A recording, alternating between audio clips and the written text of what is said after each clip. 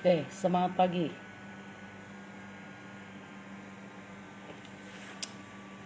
Udah beberapa hari ya. eh nggak semangat pagi, semangat pagi. Sekarang hari Minggu ya, happy weekend dulu sebelumnya.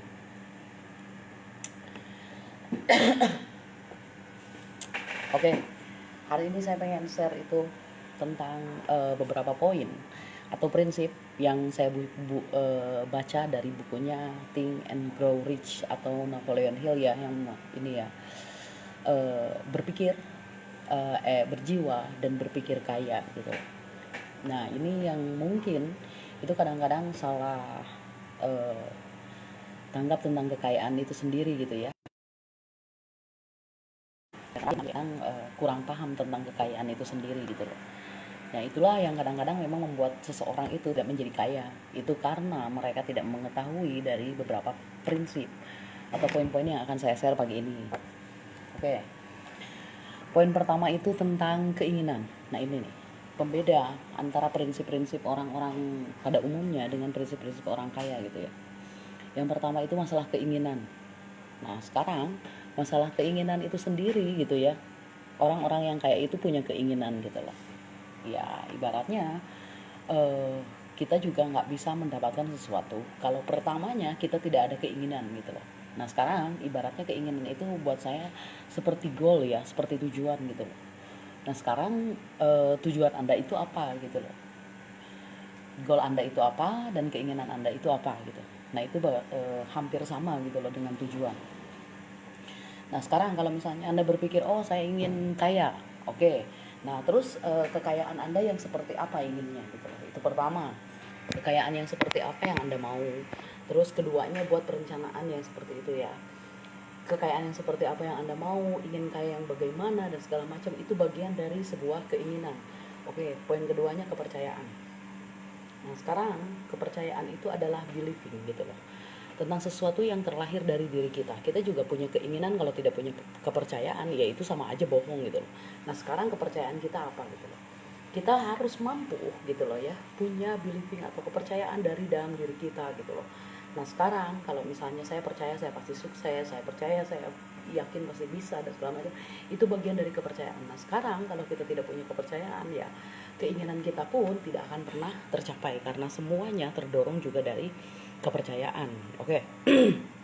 Poin ketiga, prinsip orang kaya ya, prinsip ketiga gitu ya. Prinsip ketiga itu adalah tentang prinsip ketiga.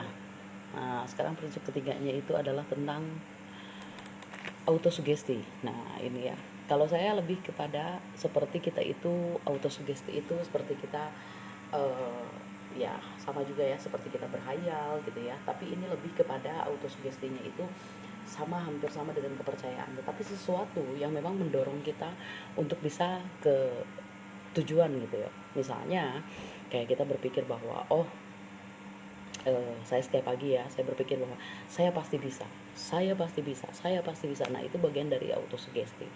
Saya pasti akan mencapai itu semua. Nah, itu bagian dari autosugesti. Nah, kita juga kalau tidak memiliki autosugesti, tidak memiliki emotional quality, itu kita tidak akan pernah sampai ke sana gitu loh. Jadi kita juga harus memiliki prinsip ketiga, yaitu autosugesti gitu. Sudah saya percaya, saya yakini gitu ya. Kepercayaan itu kan bagian dari keyakinan. Ketiganya kita punya autosugesti. Oke. Terus poin keempat, grup mastermind. Nah, ini dia.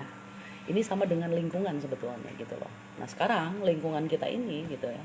Kita bergaul dengan siapa gitu loh. Seperti saya, karena saya tahu, saya sadar saya dilahirkan dari keluarga yang miskin gitu ya. Tidak dari keluarga yang kaya. Waktu itu saya mencoba, bukan mencoba ya, memiliki keinginan gitu loh, bagaimana saya bisa bergaul dengan orang-orang yang memang sudah memiliki kesuksesan. Agar apa? Agar saya juga bisa belajar dari sana. Kenapa seseorang itu bisa kaya, kenapa seseorang itu bisa sukses gitu loh. Nah, itu saya belajar gitu loh. Kadang seperti berteman, tapi otak saya ini tidak pernah berhenti untuk mengetahui bagaimana sih atau kenapa sih seseorang itu bisa kaya gitu loh.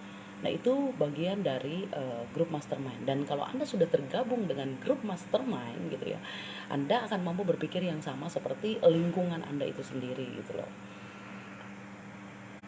Nah, terus poin berikutnya adalah spesialisasi pengetahuan. Pengetahuan itu ada dua.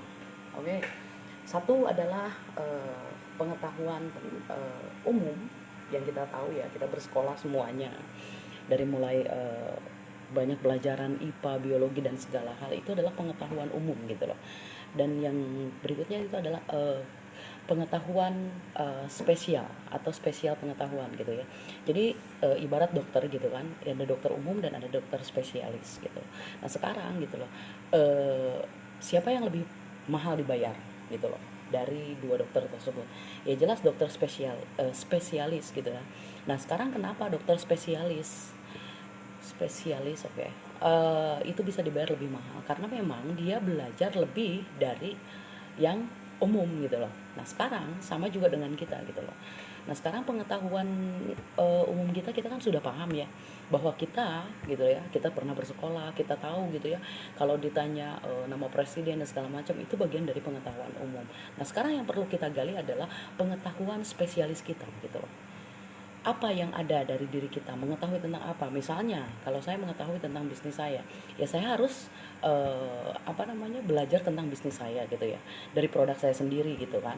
Nah sekarang dari produk saya sendiri apa yang harus saya ketahui, dan saya belajar dari sana gitu. Oh iya ini saya, dan produk saya sendiri itu pun ya sebelah gitu ya. Semua orang belajar memiliki produk yang sama dengan saya gitu loh. Tapi saya berinovasi gitu loh. Yaitu untuk mengetahui spesialis dari produk saya tersebut gitu loh. Bagaimana ada ciri khas dari produk saya dan segala macam gitu loh. Nah, itu yang perlu kita gali gitu loh. Spesialis pengetahuan gitu loh. Apa gitu loh. Kalau kita pengusaha, ya kalau kita olahraga ya, apa yang membedakan antara misalnya pemain basket Michael Jordan yang kita sudah tahu ya, pemain sampai NBA, dengan orang-orang yang main basket biasa-biasa. Karena yang membedakan mereka adalah pengetahuan khusus mereka gitu loh. Nah sekarang kalau Anda tidak mengetahui pengetahuan khusus tentang apa yang Anda lakukan, ya Anda sama aja dengan orang-orang pada umumnya. Seperti yang sering saya bilang, semua orang bisa berbisnis, tapi tidak semua orang akan menjadi kaya. Itu yang membedakan karena pengetahuannya itu gitu loh.